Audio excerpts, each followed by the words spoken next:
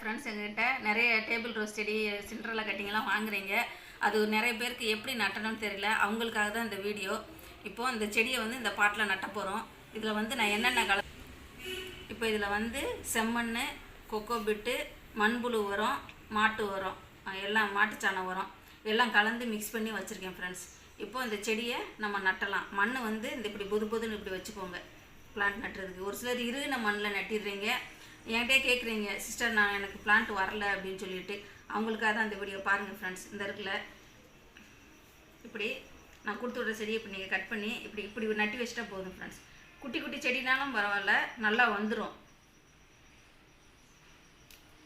பாருங்கள், இப்படி ஒடிச்சு இப்படி நட்டலாம்.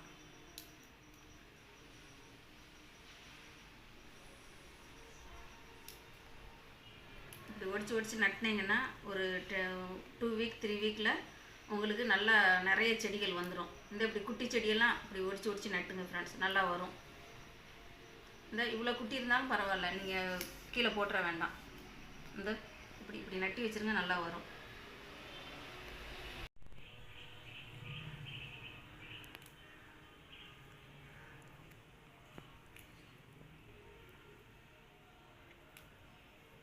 இப்படி ஒடிச்சு நட்டி வைங்க ஃப்ரெண்ட்ஸ், நல்லா வந்துடும்.